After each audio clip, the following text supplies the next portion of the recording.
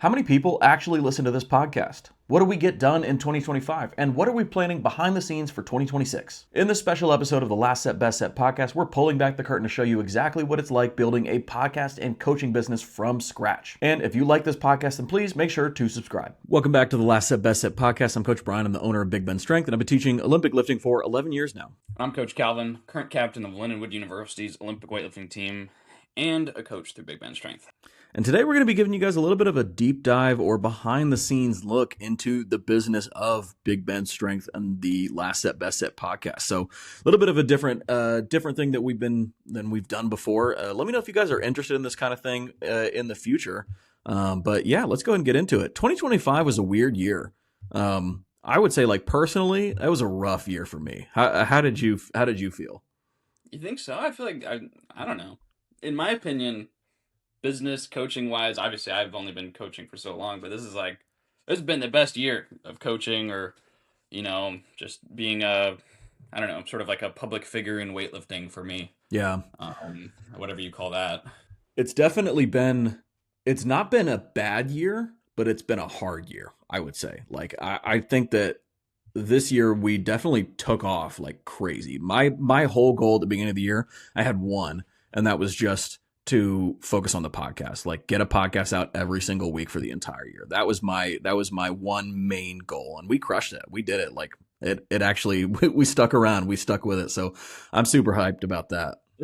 Well, yeah. What are some of our podcast stats? Because I feel like, and I don't know what to compare them to, but like I feel like they're pretty good. What do you think? It's so hard to compare these because people really only do that at the end of the year when they get their Spotify Wrapped. But we had some great stats. So this year on the podcast, we had 14,000 plays, 14.7 thousand plays on Spotify, and 44.7 thousand views on YouTube. And that's just for podcast episodes. And so I am like astounded by that. That is crazy to me. And then followers wise, we got 340 Spotify followers this year. We gained those, and then 349 YouTube subscribers just from the podcast. So I'm hyped about that. Like that is mind blowing to me. And then the fact that we're getting like almost regularly now, just about every episode, we're getting like 500 downloads on Spotify or plays on Spotify pretty regularly is crazy. It's awesome. And the other thing, I don't know if you experience this too, but like we'll go to these competitions like the Arnold or AO finals, and having people stop and be like, "Hey, I recognize you from the podcast." Like that is so cool to me. You know what was crazy to me is when like high level lifters said like they listened to our podcast. Like before we had Mary Tyson Lappin on, she like told me she listened to like multiple episodes. Yeah, and I was like, what? Like, yeah. You told me that, and I was like, why? Why is she listening to this? Yeah. And then the other one that was kind of cool was Travis Cooper. He was letting you know at AO Finals that he'd been listening to the episode, like our Penley episode.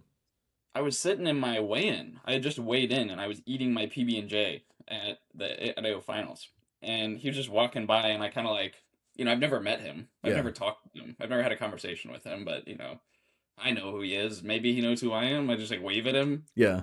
He's like, oh, what's up? What's up, dude? Like, I'm like, hey, like, you got a moment to talk? And I asked him, my girlfriend lives in Maine, and he's the New England WSO president. And I was like, oh, do you know any weightlifting gyms in Maine? Like, 'cause there's nothing up there, but... And then we got talking, and he's like, hey, like, I listened to your guys' Penley episode of your podcast. And I'm like, what? Like... Which is like absolutely crazy to me because when I got into weightlifting, I was watching muscle driver videos, watching Travis Cooper lifting like on the regular. Penley was my coach for like, about as much as he could have been at that time. And so it was crazy to me that he like reached out. That's also like a little bit of a sneak peek. We've got a Travis Cooper interview coming out soon. Yeah, it's not out yet. Right. Yeah, it's not out yet. And why don't we do that? Let's talk about like some of the things that we've got coming up on the podcast for this next year. So some big ones, like we've got some crazy guests lined up. We have recorded an interview with Caden Cahoy and Chip, his coach and his dad. We recorded an interview with Travis Cooper. That's crazy. We just recorded, and it should be posting like within the next 15 minutes or so, like while we're recording, our interview with Derek Beauchamp, anti-lifter. Probably my favorite episode I've ever recorded. It was so good. And then lined up, we've got Greg Everett from Catalyst Athletics. Crazy. We've got I don't know, can we say it? Can we say that we've got Matt? Let's just say there's the CEO of a certain organization in talks with us about doing a podcast episode. A certain governing body's organization might be doing a podcast with us. Dane Miller, we're going back and forth like trying to find a time, but Dane Miller from Garage Strength is crazy because that dude is like, I mean, that's the main reason I left and started up a club myself. His training vlogs, his Dane Miller's vlog was so crazy because it would be like, it'd be 15 minutes of just absolute insanity from his youth lifters smashing crazy lifts. And then it would just cut to him like pointing a camera at a bird and being like, I think that's a roseate spoonbill. And I'm just like, what are you talking about? I told him that when I saw him at AO Finals. He thought that was the funniest thing.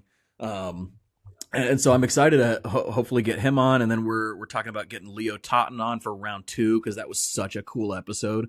And both the episodes that he was on his own one, and then he was part of a compilation episode that we did about programming. Both of those did very well. So excited to have Leo on again. That'll be great. People love our programming episodes. At least that's our impression. You guys let us know. Comment on this video or message us. Like, if those were your favorite kind of episodes, we'll do more of them. Yeah. Yeah, I find that like, and this is something interesting that I noticed because we talk about like being at those meets where a lot of people are around. Like, I would maybe have someone come up to me and be like, "Oh, you're Calvin Lackey." You know, this is like before we did the podcast. "Oh, you're Calvin Lackey, like from Instagram." And I'm like, "Yep. Hey, nice to meet you. Like, what's your name?" Like, and then now like nobody does that. Like, people are just like, "Oh, I've seen the podcast and I really liked this episode where you talked about this. It helped me." And that's so much cooler than like somebody just like knowing you because like a video of your lift went viral or something. Mm-hmm. Yeah. I had one that was very similar at the Arnold. I had a coach stop me and say that he recognized me. But the piece of content that he referenced was a blog article that I had written about squat programming. And I was like, bro, you recognize me from a blog article? That's insane. And that felt great. So love that. But yeah, man, it's been a crazy year as far as like growth for the podcast goes. And it's so funny to say that because I really feel like I have not had much effort put into marketing as a whole, like, Instagram posts, YouTube content, podcasts. Like, the podcast has been the main thing that I've been focusing on, but it doesn't feel like I'm doing marketing when I'm doing that, The podcast, it's not reach content. It's like for our, core listeners. Exactly. Like, that's not where most of our views come from, But that was my goal for the year, was like, let's just get the podcast off the ground and consistent and do it for a year. And like, let's see what happens. I was like, we're not even going to really consider sponsors. We're not going to really worry about any of that stuff. We're just going to focus on like building a habit and building something that people will listen to. And I think it was really important that we started out in the beginning by doing episodes with just you and I. We didn't do any guests for the first, I think, 35 episodes or something like that.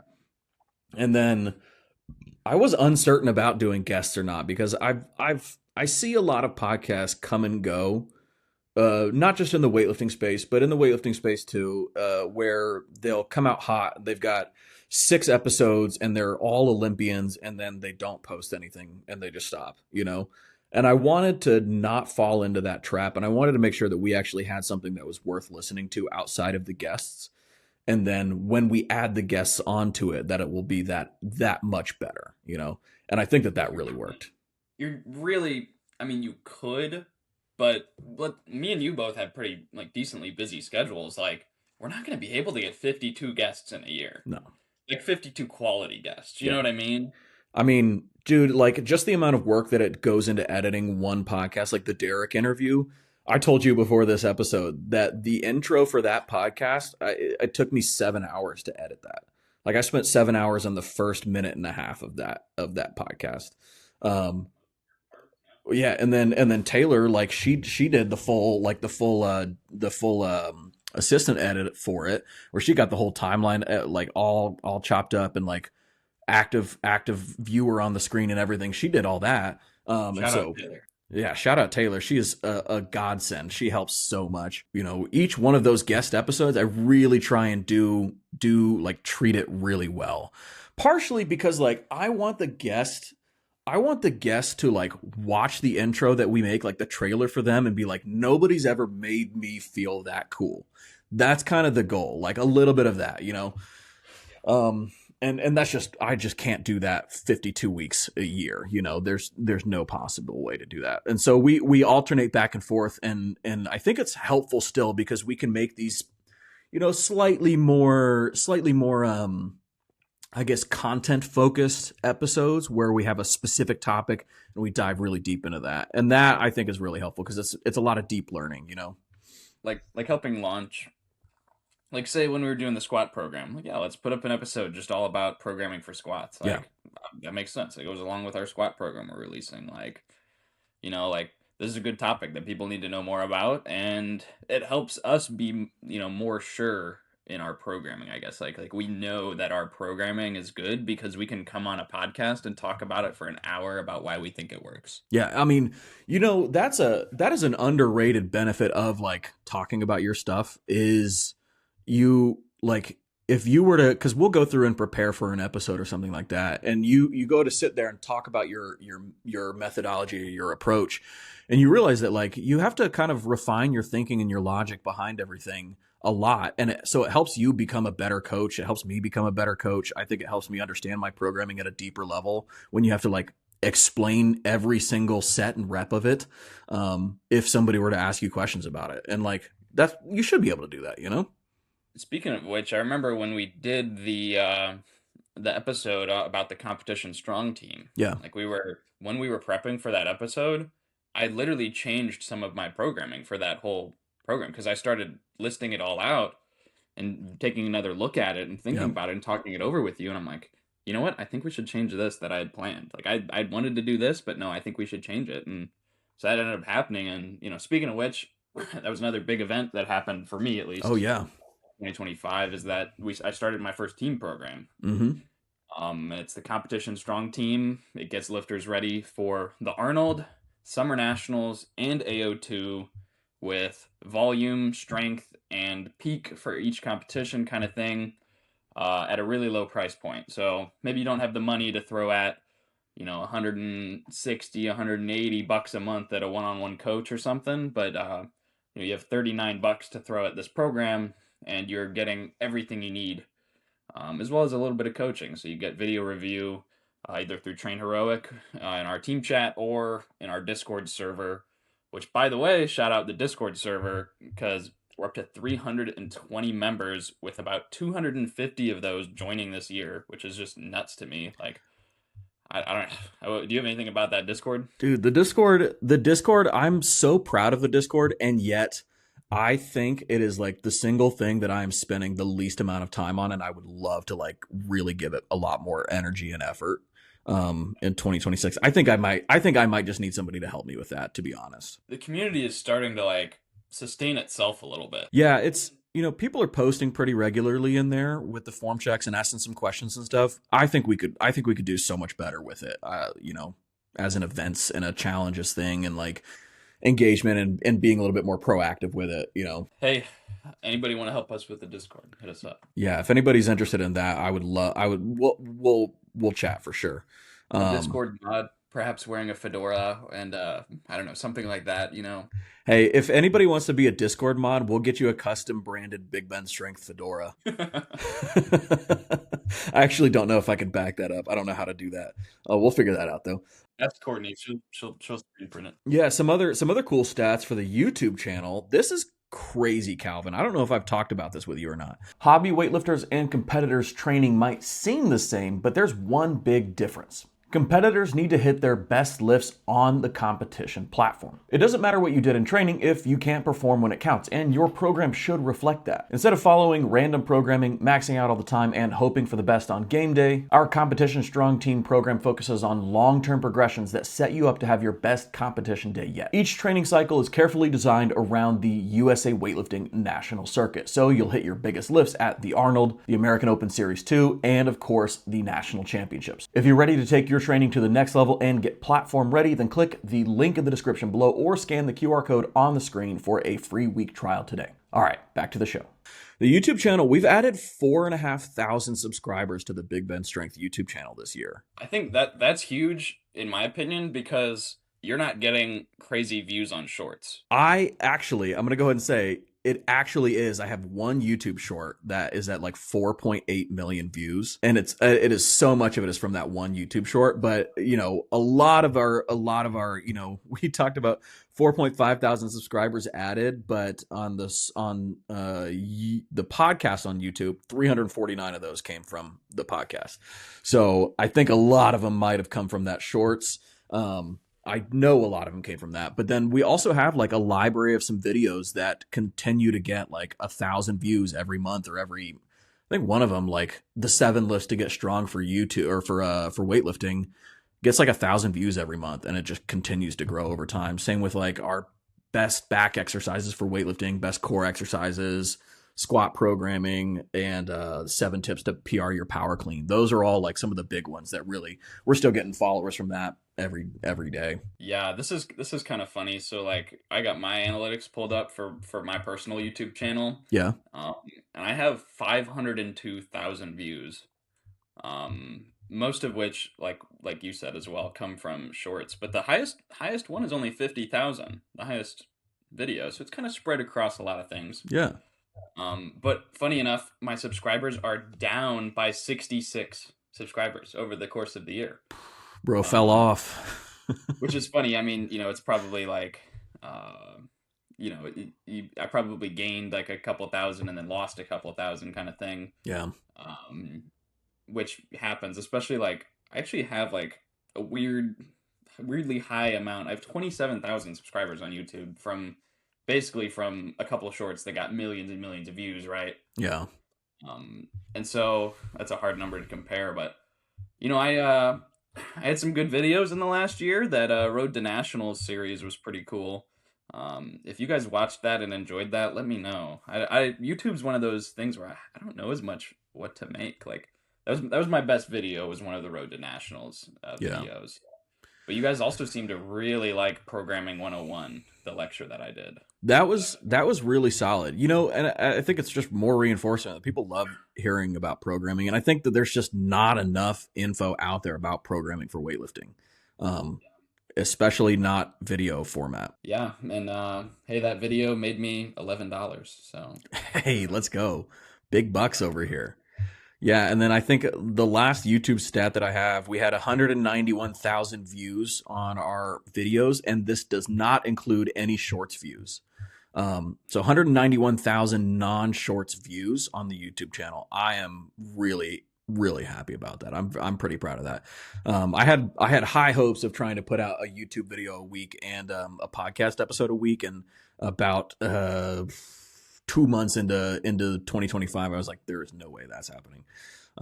But I'm hopeful again. 2026, new year, new me. We're gonna try and get out some YouTube videos. I've got a little bit more realistic of a goal here and a plan, and I'm not approaching things with the idea of like, oh, if I want to do something more on the channel, I have to just do more on my end.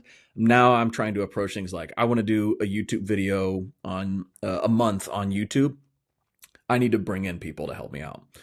So we're talking to somebody about helping out with editing videos. I've got a couple in the backlog already. We should have, hopefully, if things go well, in January, we should have a clean tutorial coming out, a split jerk tutorial coming out in February, and then a back squat tutorial coming out in March. Those are the ones that we recorded around the training camp, right? Exactly. So should have those coming out, and then after that, I'm working on getting a new format set up because I want to talk about programming more often, And I want to figure out how to do it in a way where it's like visually engaging a little bit too. It's not just me like talking to the camera and saying percentages, because who wants to listen to that? So I've got this kind of format. I think that we're going to do like a forward facing camera like this, and then a top down shot of a roll of parchment paper that I'm, or not parchment paper, just a roll of like craft paper. And so I can draw out and show and kind of like add a visual element into it that is a little bit more unique, that you don't see too often. So hopefully we'll have some more good programming videos coming out soon. If you guys have questions about like programming you guys want us to talk about, please let us know in the comments. Like that kind of stuff is really helpful for us. And then let's see, what are some of the other stuff that we had? You want to talk about training, or you want to talk about big picture business stuff? I mean, since I kind of just mentioned it, like let's talk about how the 2025 training camp went, our summer training camp. Oh, dude, it was so much fun. Okay, so we did a seminar the year prior, 2024. Yeah. In the summer, and that was just one day, I believe, right? Yeah. Um, and I really liked that. I thought it went well. We had a decent enough turnout. You never know with some of those things. It's like that was the first kind of seminar thing I had ever done. You're like, Yeah. how many people are going to show up in person to let me teach them to lift or something? It's Right. like, who even knows? So I felt a little more confident going into 2025 that we could get some people, especially, I'd become a lot better of a lifter at that point too. My lifts had been going up quite a bit, and that always helps. And our content had been doing a lot better. And man, we got a lot of people to come to that camp. I think on our Saturday day, like how many? We had like 20 something people. No. We had 12 people, but I think that was the max capacity that we could have had. Dude, I swear we had more than that. I don't know. It just felt like so many people. I guess like total throughout like all of the days. There were some people that dropped in like one day kind of thing. Yeah, I think between like across the whole time, I think we had between like 15 and 18 total attendees, because some people were just there for a day pass, some people were there for the whole time, some people were there for the weekend. And so that was really great. I think it was such a good like I don't know, it just made me feel a little bit more connected with the community, in like that we've built. And so that was really neat. It was cool. Shout out Coach Aaron. He brought a couple lifters over from Full Send to come and train with us. And that was a lot of fun. Shout out Aaron's wife, also named Aaron, who I had to convince to let him come. That's right. It was tense. It was a very eloquently worded text message that really got it sealed. Yeah. Perhaps written by ChatGPT. No, don't say that. Oh, that my response to her back was actually. Oh, okay. But the first one was not. Yeah, man, the training camp was a good time. So how we did that, I think we're going to do a little bit different this year. We're not going to do a 5-day camp. I think we're going to stick with the 3-day, a weekend, right? A Friday, Saturday, Sunday. But we sent out a survey afterwards, and everybody rated it 5 stars. Everybody set a PR, which was awesome. And then I want to read some of these, reviews. Like I asked, what would you say to someone on the fence about attending? One person said, the knowledge you gain from this camp can transform your weightlifting career, period. I was like, wow, okay, that's crazy. It's a great learning experience to help you understand more about weightlifting beyond just how lifts feel. One person just said, all caps, do it. One person said, it's an amazing experience filled with the best kinds of people you can surround yourself with. You have fun every day and form friendships of all kinds. It's so much fun and a good learning experience. Just go! ! Experience of a lifetime. You'd meet people who share the love for weightlifting and receive feedback that will help your lifts immensely, especially in a sport that's so technical. This camp helps you grow like crazy. And that was awesome. And then I asked, what can we do to improve next year's experience? And this was an anonymous survey, but this person chose to give themselves away with what they said. But they said, we got to pick better places to eat. So, we will not be going back to Siam Sushi, apparently. And that we will step that up, Tyler. We will step it up. I promise. Which Tyler is this? That was, Tyler Naiman. Okay. All right. Tyler Naiman.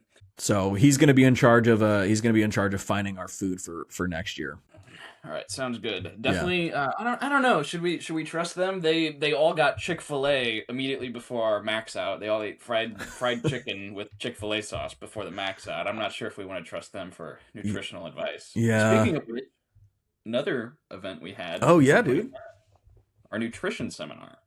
That was, towards the end of 2025 there here on December, and we're gonna upload that to YouTube soon as an episode of the podcast. But man, I really, really liked it, and I've actually, heard a lot of similar stuff from Dr. Hardy. He was my sports nutrition professor for a class in college, but dude, he angled it completely for weightlifters in this presentation, and I'm not sure I've seen anything else like that. Like nutrition basics for weightlifters, everything you need to know, hour and a half. Here you go. I was thinking about just having that as like an emergency episode if we weren't able to record something, but we might just have to put that out. Like I think that was really solid. Oh yeah, and huge thanks to Dr. Hardy for coming on and doing that. Like we offered him money and he didn't want to take it. He was Yeah. like, no. Yeah. We've got some other workshops coming up too. And now unfortunately you guys can't come unless you bought a program for Black Friday. It's not open. Sorry. But these workshops will get recorded and will get put out at some point. But we've got a mindset workshop that we're doing with Will Fleming. And I actually have my box of 10 books that I'm going to be giving out to attendees for that. Yeah, so I bought the box of 10 books. And then afterwards I was like, I still want to read this. So I bought another copy on Amazon. I'm about to go through that soon. And then, we're going to do a mindset workshop with Coach Will Fleming. And then you're going to be leading a programming workshop with me. And then you're going to be leading a bar path workshop as well. So we got those coming up. It'll be hopefully some good info for you guys. We just want to keep putting out like helpful weightlifting advice because this is stuff that I wish that I had access to when I first got into it. That's kind of a big goal of mine. Like, Yeah. what do I need, or what did I need when I was a younger lifter? Mm-hmm. And I've done that with some of the college weightlifting stuff we've done. Like when I got an opportunity to lift at Lindenwood, I Googled college weightlifting and nothing came up. Yeah.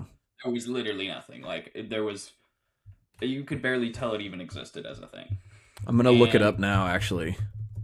Well, I'm pretty sure I'm I think I'm like the second result under, let's see. Yeah. So our article. Yeah, baby, let's go. And then, the, what do you call it? The AI overview references us a lot on there as well.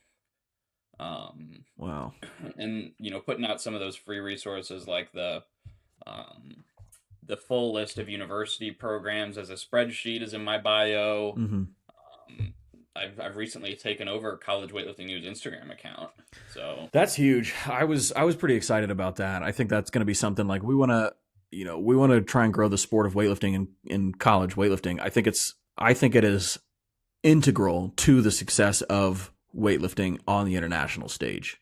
I don't know that we've like really talked about it that deeply, but like especially kind of just after this last semester, I think it's a necessity. I mean, I think it's the thing that will solve USA weightlifting. In my opinion, the biggest problem in weightlifting is the drop off from junior to senior, right? Like if we can't keep great junior athletes in to, after their first year as a senior, because that first year as a senior is brutal. If you're a really good junior, it's brutal because you're going to go from like medaling at everything and then maybe you'll have a shot at a podium your first year as a senior. But if you want to make a senior team, like you're going to probably just need a year afterwards, unless you're a crazy good junior. Most of the time you're going to need 3 to 5 years of hard training with little to no, I guess reward from most of it. Like maybe you're picking up medals at a national meet, but you lost that complete motivation of the international team. Like what else is going to keep you going after you turn 20 and when you're in like ages 21 to 23 or so? Like what keeps you motivated and what keeps you in the sport? Because if you're just training alone and trying to go to national meets, it's not enough, in my opinion. It is for some people. I agree, but it's not, and it's not enough. I think there will be people that will succeed despite that. But I think a college weightlifting program, like a good college weightlifting program in every single state, or at least in the biggest state, the big population states, will really change things for the sport. We're seeing like at Lindenwood, you guys have like how many Team USA athletes now? Going into this next iteration of the national team program, we have 4 national team program members that will be on the team. That's nuts. That's crazy. And that's kind of like you're getting not just support from the school, right? Being in a good training environment, having a routine schedule, all that kind of stuff. but then you're scholarship. scholarship, but then you're also getting support from the NTP. Yeah. I think that's you can actually build something there, you know? The underrated aspect of the university environment is the resources. And you're not forced to take advantage of all of them, but we have an amazing athletic training staff that will do dry needling, that has Normatec boots, that will give you whatever prehab or recovery exercises you need. They'll massage you, they'll scrape you, they'll do whatever you ask. Um, like, and you just have to go in there, and it's free as part of your, tuition and stuff. Like as part of being an athlete. There's tons of stuff like that. Like, nothing is stopping you from going to Dr. Hardy, our sports nutrition professor at Lindenwood, who also is very involved on the weightlifting team, used to be a weightlifter himself, and just asking him to set up a meeting in his office hours to talk about nutrition. Invaluable. Like, but how many people do that? Probably not that many. But, Yeah. you know, you have access to our coach to set up a meeting with him to do anything like that.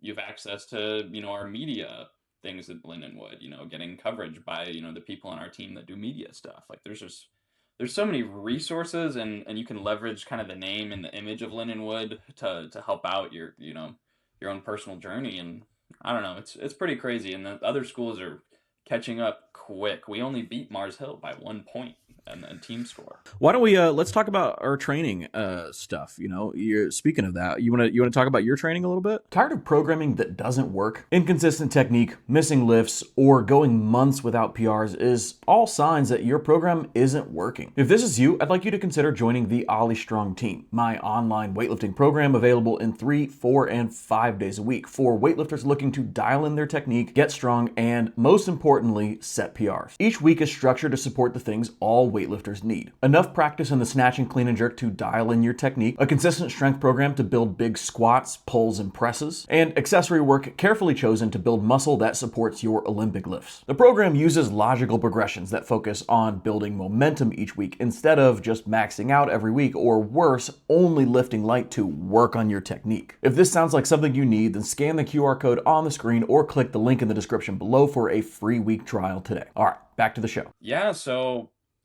both a really great year and a really bad year in a lot of ways. For me, starting off the year strong.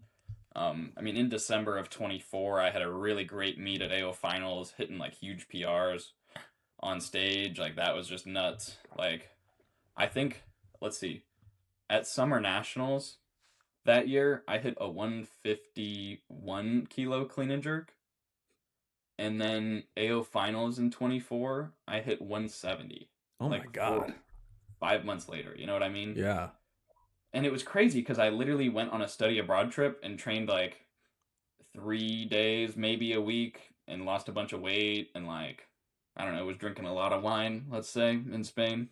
And then I came back to school and just hit like the craziest training cycle of my life and just got up to 170 like crazy, and then hit it in comp too, 6 for 6. Started out the year really strong, coasting off of that win. Went into university nationals and won university nationals, which was nuts. I snatched PR on stage at 129, hit 166 clean and jerk to secure the win. And then I literally started crying before my third attempt. Like I was like in no position to hit a third attempt, but I went out there and I cleaned 172 for a clean PR, and I missed the jerk. But yeah, I was just like, I was so happy about that. It was crazy, and just especially from where I've came from in my lifting journey, not even doing it as a kid or in high school really. The most coaching I got was tagging Brian here in a video when I was in high school, saying like, "Hey, how's this look?" And you were like, "Good." It was so cool because I got to be in the back room for that experience too, and that was genuinely such an exciting and interesting session to watch, because like you had locked up the win and there was like 4 people still going out to clean and jerk, or something along those lines. It was a wild session, and it Or was like full of heady. essentially kind of what happened in the snatches is like I knew I had to be within like 5 kilos of the snatch winner Yeah, to win the meet. yeah, Like because my clean and jerk's so much higher than most people's comparatively, and I hit that PR 3 for 3 in snatches. I basically knew that I could win if I went 2 for 3 in snatches, but it maybe wouldn't be as easy. Hmm. If I went 3 for 3 in snatches, I was gonna win. There was no other option in my head that was going to happen. And that's I hit that third snatch. It was actually a press out. I felt it in the moment, and I just lost my mind. I just went crazy for it wasn't even. I think it ended up being the bronze snatch. There, like you said, there was like 4 people going after me, Yeah. but I knew what that snatch meant because I knew nobody was gonna snatch like 138 or 140 or something to the point where they could be close to me in the clean and jerk. And so I knew all I'd have to do is hit like an easier second attempt Hmm. to secure the win. And I don't know, I was playing that a lot in my head and losing my mind on the third attempt snatch. I'm like, and somehow this completely obvious press out, I'm pretty sure got turned into 3 white lights. Nuts. Yeah. Um, Yeah. uh, and sometimes the team's going crazy, I'm going crazy. The judges are humans too, so Yeah. uh, you gotta sometimes win them over. So I mean, and those judges were so close to the team. I don't think that maybe they were just too afraid to give you a red light. They'd get stampeded. there could have been rotten tomatoes thrown at them, or I don't know. But yeah, dude, the Arnold was such a great competition, man. I was hyped for that. It sort of just like was like a culmination of all my training done before then to finally win the university national title, which isn't exactly the craziest prestigious title or anything, but like it was meant so much to me. But I think you're such a big proponent of college weightlifting, and I think also just like in the future, I think I think that means a lot too, because I think with what we want to do with college weightlifting, I think that is a big deal. You know. Yeah, yeah, having won a university title, yeah, like that just means a lot to me. And I even kept going strong into summer nationals, and I went up to 94 to gain some weight during that time. And hit the biggest lifts I've ever hit a week out from summer nationals. I hit 133 snatch, no misses, and then I hit 177 clean and jerk, no misses up to that. Crazy week. Yeah. Um, and they just like, I mean, the snatch didn't feel easy, but the clean and jerk just like, when I think about what 177 kilos is, like, it felt easy for what that should feel like. Made me really excited for what's to come. Yeah. And then the school year started, and I started getting freaking beat down by training and school and life, and just like I was just getting assaulted by my class schedule and another internship I was doing. And I didn't really have a lot of homework, but I just had to be places a lot. And we started up, an in-person training club here, renting out CrossFit gym for Lionheart Weightlifting in St. Louis. And so, I'm only doing 4 hours a week of that, but I'm also trying to build the business on the back end. Like, I'm setting up ads for it. I'm doing, some marketing, making posts for it. That's another thing. I got to do that in addition to everything else. And there was just kind of a lot of like, my internships involved like I had to get up at like 5 a.m. to be in the lab at like 6. Cool internship. I was doing, exercise testing in our exercise and performance lab. Sick stuff that I'm gonna definitely take a lot away in the future of my coaching and whatever I end up doing kind of thing. But yeah, it was beating me down. I figured out I need my sleep. I need like 1 or 2, maybe like 2 days a week where I can sleep until like 9 at least or something. I mean, your schedule was so crazy, man. I was at the same time, I was like worried about you. I was just hoping that you were going to handle everything okay. But I was also simultaneously so impressed with how well you handled everything. I mean, I was impressed. It is, I guess I sound like a bit of an asshole, but I'm often impressed when I can see somebody has like the same work ethic as me. Like they can get up early and just work hard all day and train.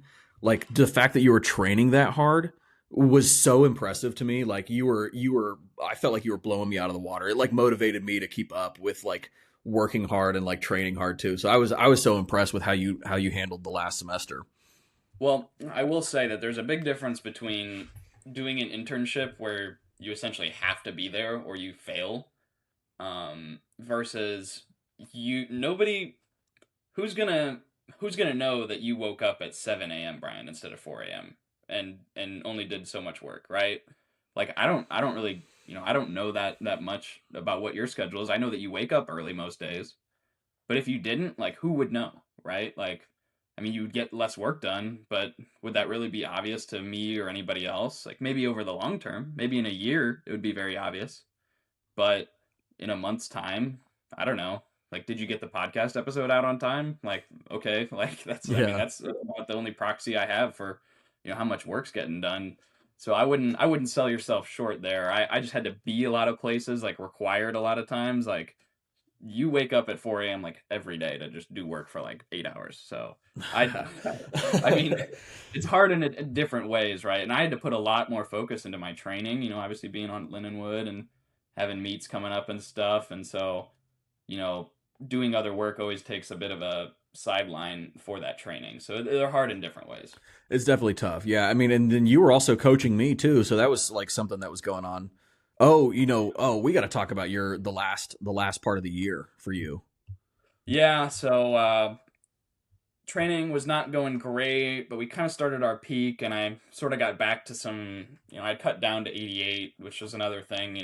I don't recommend cutting during a stressful time of life in general. It's pretty easy for me to cut. I don't have to put in effort, but it's not what your body wants to do most of the time. Um, and so I was going down to 88. It didn't take that much, but like I was a good 93 or 94 in the morning in the summer. So coming down to like 89 in the morning, it's a sizable decrease in body weight. But I was, back up to like all-time numbers that I had hit at 89, which I felt good about. And I had hit some really heavy strength numbers in the peak and that kind of thing. My strength numbers were doing well. My Olympic lifts were just suffering. And going into that comp, I actually felt pretty good. I don't think I had missed like any lifts, like any snatches, that is, like the 6 weeks going into the comp. I realized that like the week of, and I just felt like a big wave of confidence. And I even hit a really good couple 170 kilo clean and jerks that's my PR at 89. And I'd only hit it in training once, and it felt really hard to do it in training, and this time it felt kind of easy. Anyways, go into finals. It's a good meet. And I press out my opener, and I start feeling something in my elbow there. I have to come back and hit it on a 2-minute clock. So I hit it and I don't press it out. But afterwards, I'm like, dude, like, I might have did something. I didn't even tell anybody at the moment. Like, I was just kind of like, I feel a little something in there. That's not good. Didn't feel horrible yet. But if you feel, here's my rule of thumb. If you feel anything pain-wise while you're hopped up on all that adrenaline of a competition, like, if you feel like a 1 out of 10 or a 2 out of 10 in a comp, it will be like a 7 or 8 out of 10 the next day. So that that's never good, especially, the amount of ibuprofen I had in my system too, right? And so I do a pull in the back because I have a long time to wait, and I can feel my UCL just like stretching on this pull. And I'm like, this is not good. Ooh. I still did a third attempt. I probably shouldn't have. I don't think it made it any worse actually, but I missed it. And then I was like, guys, I need to drop out of this competition. And they're Yeah. like, what? And I'm like, yeah, like my elbow is not good right now. Never had an injury lifting before, which is crazy. Um, so everybody picks one up every now and then, but yeah, basically had to drop out of the comp. Like all my family was there, which sucked because I know they wanted to watch me compete, and they got to see one good lift. But yeah, it kind of just topped off like, I don't know, something I talked about with one of my athletes, Skylar, who went through a really stressful prep as well, and ended up actually dropping out before the comp at the Masters Worlds. But like, I know my limit now. And this is what she told me, and I learned a lot from her when she said that. And she's like, now I know the max that I'm capable of. Yeah. Yeah. And that's kind of how I feel about this last semester. I know the amount of work that I'm capable of doing, and I know what it does to my training. Is Hmm. those two things, the ideal life. I spent time living with Hampton Morris for a little bit, and I know that the ideal life is weightlifting and then chilling out. And that's the ideal athlete life. And not all of us have the luxury of being able to do that. So, if I want to build a coaching business, if I want to do that kind of thing, if I want to be in school, there's other responsibilities that make training take a bit of a backseat. And that's okay. Um, but yeah, basically, how am I approaching the future on this issue, the elbow issue? I've been working with a PT, I've been working with my athletic trainer, and we're creating a plan to address some shoulder issues, some imbalances. Uh, Stay tuned to see some more of that. But I'll compete at University Nationals as an 88 kilo lifter. Uh, Goal, if I come back in time, hopefully gonna try and hit a total for the FISU University World Championships if that's in the cards. Maybe it will be, maybe it won't. Um, and then I'm planning to take summer nationals off. I might go to coach people, but I think a good break from competition. I'll be graduating in May as well, and I think it's just time for a bit of a break from doing every national comp there is. And then I may or may not do finals next year. We'll see. I probably will. Yeah. But yeah, that's a problem for future me. 2026 post grad. Basically graduating in May. We're opening up an in-person gym here through Lionheart Weightlifting, my coaching business that I do in person in St. Louis. And yeah, I'm literally about to go pick up a bunch of plates from Washington D.C. and drive them back here to start up this gym, and we're gonna build it all out from scratch, man. So if you're in the St. Louis area, come hit us up. We're gonna be in the Central West End, right by the Science Center. So that's gonna be really cool. Gonna try and put a lot of effort into that, as well as continuing to obviously build everything we're working on through Big Bench Strength. We'll talk about that a little more too as well. But Brian, why don't you chat about your training? Because you had probably it was like a big comeback year. Yeah, for sure. This was good. I haven't really taken my training seriously for a while, you know. And then another big part of that too is I had a shoulder injury last October of 2024 on a snatch and just like wrecked my shoulder. I never really got it looked at. I was like, I don't have time to do rehab. I don't have time to like give this that much mental energy.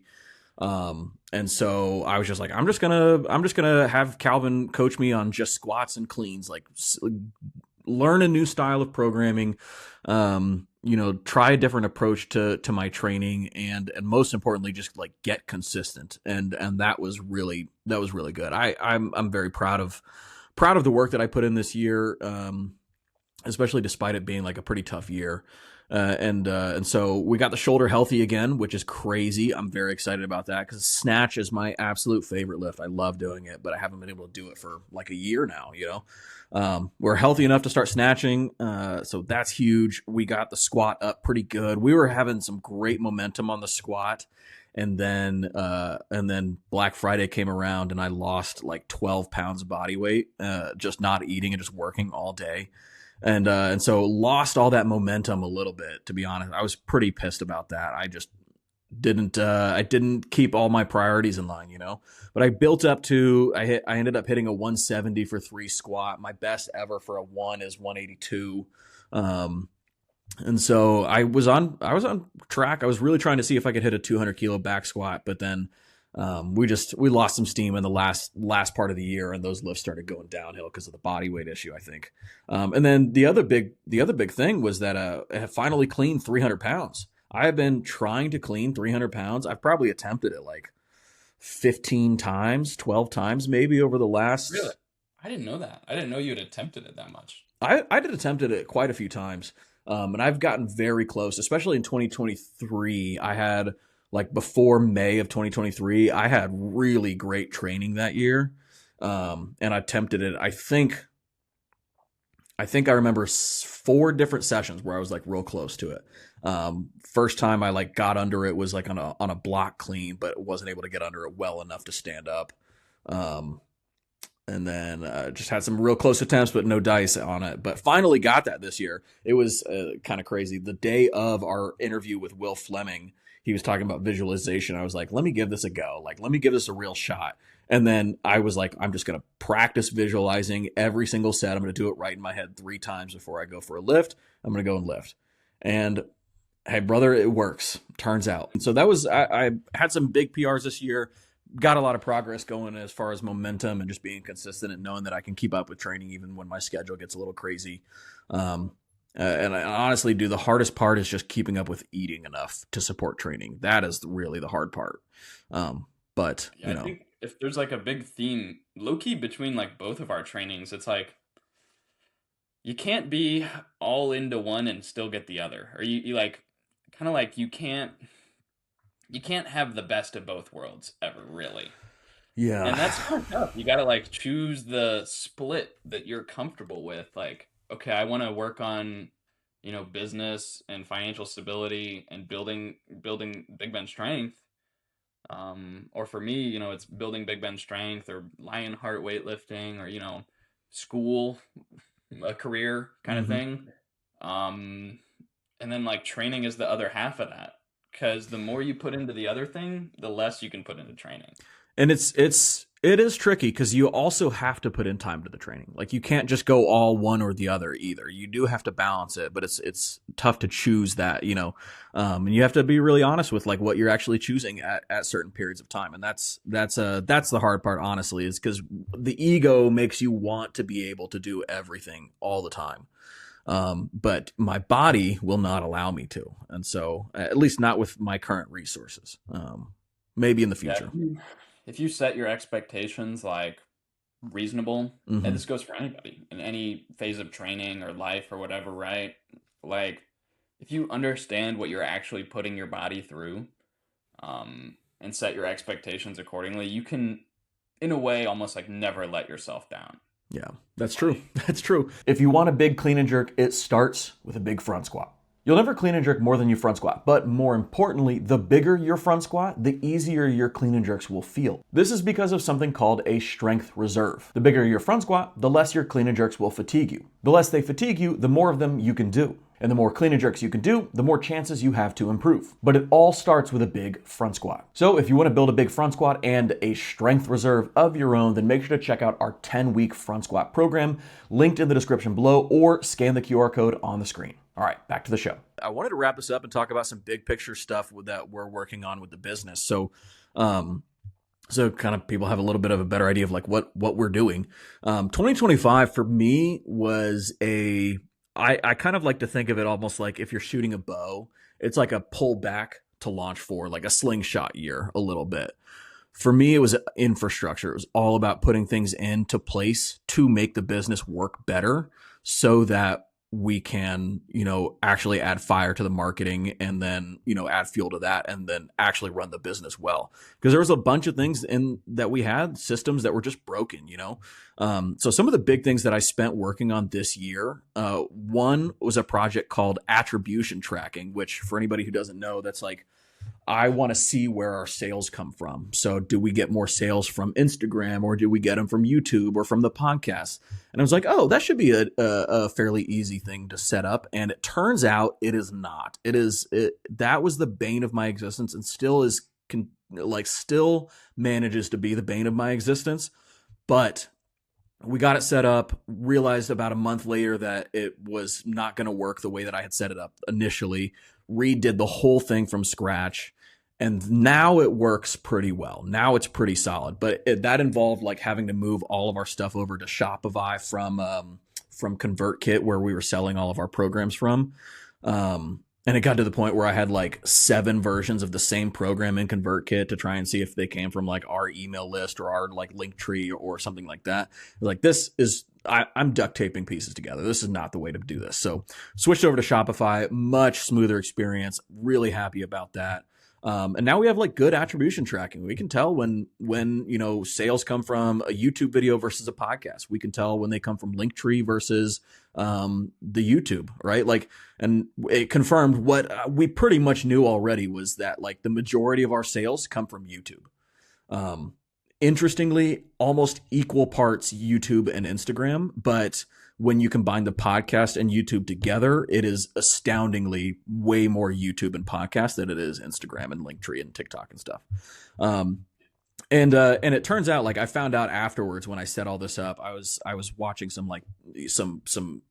took like a course on scaling a business, and I found out that what I set up for this was something that people usually set up for their business when it's doing about $10 million a year. And if anybody's wondering, we're not doing that. Almost. I mean, pretty Yeah, close. almost like just a few away, a few million away from that. and and so yeah, I found out that it was not just me and not understanding what I'm doing, but that was very much a very hard thing to set up. And so I'm really proud of having figured that out. Some other good stuff, like we hired Michael, like Coach Michael, who is, if you're on the OlyStrong team, he's the guy that is giving you all the feedback on your videos, and he has been so helpful. It has been so nice to have some like backup on the OlyStrong team. And also because of that, I'm going to be hopping on the OlyStrong team and joining and following that programming for the year. So I'm very excited about that and throwing down to the team and everything. Let's see what other stuff we got. Really, it was like, I kind of already talked about this, but getting a good workflow for the podcast, like doing something, putting out a video like this every single week was tough. We got it done. And so I feel like we have a pretty good flow now with that. So 2026, going into that, I think it's helpful to kind of talk about like the little bit of a mission statement thing that I had to figure out, like business model thing that I had to figure out. Which all kind of came back to me after this conversation that we had with Max Ada after the podcast, where he kind of, I asked him some questions about our business model because he built something similar when he was at Juggernaut. And he told me, he's like, listen, the big problem with your business model is that it's a coaching model. And the biggest problem is that your coaches will eventually leave and take clients with them. It is the nature of all things. And I was like, he's right. Because I was thinking like I did the exact thing. I was the coach that left and took clients with me, and I was like, how do we solve that? And he's like, you have to figure out a way to make the coaches want to stay. And so that stuck with me, and I thought about it probably every minute of every day for like 3 months. And I had this realization at some point when I was trying to run the numbers on our business model that we had currently, and I was like, man, this isn't going to work. Like if I wanted to say like a coach here can make a full-time living or even make like a really good living, we couldn't do it with the current business model that we had, which was focused on, coaching, right? On one-on-one coaching. And the coach makes the majority of their money from coaching their clients. It just wouldn't work, right? And so what I kept coming back around to is like people still in weightlifting will say like, there's no money to be made in weightlifting. There's no money to be made. Like this is a passion project. And I'm just like, I just don't believe that to be true. I think that our profession tends to lend itself to people who hate doing business stuff and hate doing marketing stuff and would rather like focus on their coaching. And I think that that is really good and really important. But I think it also means that people do weightlifting a lot of the time as a passion project, right? And I think that that is great. I think you should be passionate about that. I think it would also be great if you could do your passion project and make a really good living. And that is kind of my mission right now, is I am trying to figure this out. And the business model had to change because of that. And so what I have as far as this vision for our business model is more dependent on program sales, actually, instead of coaching. And so what I've kind of worked out here is that we would have a business model that is almost like a virtuous cycle where we sell programs. Programs are almost 100% profit margin, and they cost nothing to deliver, and they take no manpower to deliver them. So we make all the money off the program, and then we reallocate the money that we make from that program to provide a better one-on-one coaching experience than any coach could do on their own. We're not there yet. I'm still building this as we speak, and it'll take a long time. And so a better coaching experience means like maybe we have a customer success manager and they are there to like send out birthday cards. And when an athlete signs up for their first competition, maybe we like hook them up with a photographer to like do their comp photos or things like that. Like providing a better experience than any coach could do on their own. And also like something, do it. You want to like make it so hard for an athlete to like leave that like essentially like that they would be losing out on so much if they went to another coach or another coaching staff. Essentially, right? And it's about like, how do we provide a great experience, not just for the customer, but for the coach? Like, how do we provide a customer experience to a coach's clients that the coach is proud of and recognizes that it's bigger than what they could do on their own? Because I think that that's really what it's going to take. Like everybody talks about, you got to have a big team and you have to have a team that is that all are focused on the same goal. That's kind of what I'm working towards building out, right? And it all has to come from program sales, because that's where we have the most free, essentially like free cash flow to redirect that money to. And so we will take the program sales that we make to allocate towards having a better customer experience for the coaches and their clients. And then we can get better reviews, better testimonials, better transformation videos, like provide a better experience. Like even for the coach, like they'll be paid better and they'll have a higher quality of life. They'll be happier. They're not going to be stressed out of their mind all the time. And they're going to provide a better experience just because of that, you know? And then we get all of the benefit of that because the customers do better. Like the clients get better results, are happier with their results. We use the testimonials and the transformation to sell more programs, but we can also test out more programs on our clients, right? We have the ability to test out programs to see what actually works, show that it works, and then when we take the program that we worked with them, rework it a little bit so it's a little bit more publicly available, we could put that program out and say that like we have plenty of people that show that this works already. And so that's essentially the business model. But it's going to come down to this big thing of like, I want to make it possible for coaches to make a living in weightlifting. And I want it to be something where they could potentially, like, imagine a world where weightlifting coaches get paid time off. Imagine where they get vacation, paternity, maternity leave, health insurance, benefits, retirement, like that kind of stuff. Like let's treat this like it's a real job and not just like a hobby that you can do from the ages of 20 to 23 and that's about it. You know, I don't want that to be the case. I want to build careers for people. And that's a big philosophy for me that I know a lot of people in weightlifting will say, like, or not in weightlifting, but like just in business, they say like, what is the purpose of a business? And most people will say like the purpose of a business is to make money or to get customers to make money or whatever, right? To service your customers.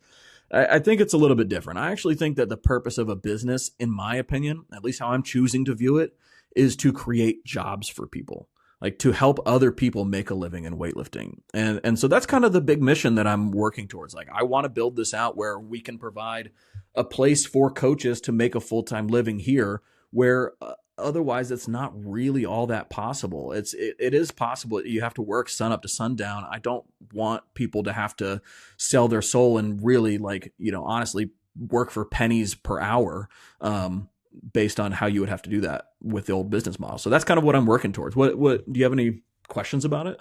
Yeah, so I think like, can you break down some of those numbers? Like, what was like the numbers that were in your mind? Like, okay, if a coach has this many clients. Yeah.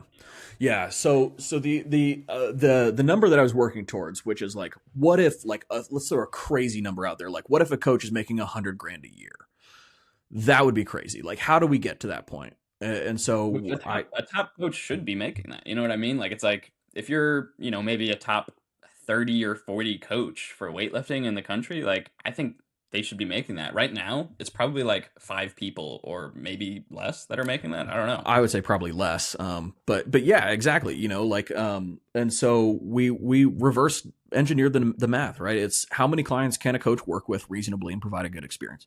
Probably no more than 20 to 30. Like 20 is probably the cap at max before you start like forgetting who people are. And then what is the price point that we're comfortable charging? I personally do not feel comfortable charging a $400, a $500 a month. I know that there are people who will pay it. I know that there's always a benefit to like having a high ticket thing, but I just don't think that you are providing that much value at $500 a month for coaching. And that realistically people are coming to you because of the brand that you've established. Now, you could be a fantastic coach and be charging $500. I don't think that that's really what I'm saying here. I just don't think that most people would benefit from us charging $500 a month or whatever. So I feel like the most that I feel comfortable charging with for one-on-one coaching, like custom programming, daily video review, coaching at competitions, $250 a month, I feel like is pretty reasonable, even if pricey for some people. And so that wouldn't make a coach much money at all. I think at like $250 a month and 20 clients is somewhere around like between like 36 and 42,000 a month, right? Or a year. That is not nearly enough. And so I was like, that can't work, right? So instead of thinking about coaching as like the main business, we think about coaching as the loss leader. We think about coaching as essentially just a marketing function to show that we know what we're doing and we're getting results for people, and people are like increasing their lifts all this much and they're really happy about it and they have a great experience. Instead, like, we're going to focus on program sales, because the program sales really fit every price point market that anybody in weightlifting could have, right? So, it's going to serve anybody who, we had 2,000, we just crossed this, 2,000 people just downloaded our free Weightlifting 101, like, beginner program. We're at 2005 right now. And so that's a free option, right? And then from there, we have programs for like between $29 and $59, $29 and $79. That's like a middle range price point for people. It's still pretty affordable, and you can join the Discord and still get coaching. So it's like damn near a high quality service for a very low price. And then the next price point up is one-on-one coaching, right? That's $150 a month right now. It'll probably go up to $250 over the next few years. But we can serve people at every market, every price point in weightlifting, because, like, guys, I grew up poor as dirt. I would not have been able to afford $500 a month for coaching. I'm sure that some people will, but like, that's not most people in weightlifting. Most people in weightlifting can't do that. And I don't think it's reasonable to charge people that much money. And I want people to have a great experience and also not have to like break the bank just to do a hobby, Yeah. And I think like it is weird when you think about it, because weightlifting's sort of in a unique position where like other sports, like people are paying out the ass for like club soccer or club, volleyball or baseball, fall ball, all the balls are expensive. And like, like doing like personal training for their kids' football practice, where like I think football kind of used to have a similar reputation. It was sort of a bootstrap, like kind of maybe like poor person sport, where like you didn't have to have a ton of money. Like the school gave you your pads, and baseball is a really good example of this. Baseball is such an expensive sport to compete in, Yeah, and weightlifting is just really not that, but like I don't know. It's interesting because it's like so many people are like, oh, you can't charge, a ton for weightlifting. Like, I mean, you can, but also how do you still offer that to, the people who can't afford it? Like, we want to do both. Like, we want to help out the people that want a really in-depth experience, and maybe that's even a loss leader, like we said. Like, it's at $250 a month, even though we could charge $400 or $500 for some sort of really in-depth coaching package. But, our 15, one-on-one athletes are helping be our advertisements at national meets or whatever it might be. Their transformations are the big advertisements for our programming, which we market relentlessly and get our programming in people's hands. Yeah. And the programming is like, that's a really great way to get into coaching too. Like I followed free programs for a long time when I was getting into weightlifting. And then I started, like, every now and then I'd buy a program if I could afford one. And then after that, I was able to like afford a coach, but really only on a team program. And that was Penley's team. And then I got in-person coaching at our training camps, which is the other thing that we do, So like, I think we've got a good business model here. We can really scale the program sales, especially with all the work I put in on the back end this past year to make that possible. One, we also I didn't even talk about Black Friday, but we put together all of our programs available in 3, 4, and 5 days a week, so that anybody who is doing weightlifting can follow a program regardless of your schedule and still get benefits out of it. And so we did that for all of the programs, and that was brutal. Like, I got it all done in a very short amount of time, and it's still a fantastic experience. So, we're going to keep doing programs. Like, that's the thing. We're going to put out program. You guys seem to love programming content. We're going to put out more of that. I'm going to continue to put out more programs. We're going to have programs for every single option that you could possibly think of in weightlifting, right? And we're going to continue to do that because it's what I love doing. It's like my favorite part of it. And so hopefully you guys are enjoying it and along for the ride. And I guess if you guys have any questions, like, feel free to let me know in the comments, or if you guys just want to say that you're a avid podcast listener or something like those, like that, just put it in the comments. Let us know. Yeah. Who felt like they were a part of our 2025 journey? Leave us a message. Yeah, for real. All right, let's go ahead and wrap there. I got to run. Where can people find you, Calvin? At Calvin Lackey 81kg on everything. And you guys can find me at Big Ben Strength on everything. We'll catch you guys next week. Bye. If you found this video helpful, then make sure to check out this video here, or this episode of the Last Set, Best Set podcast.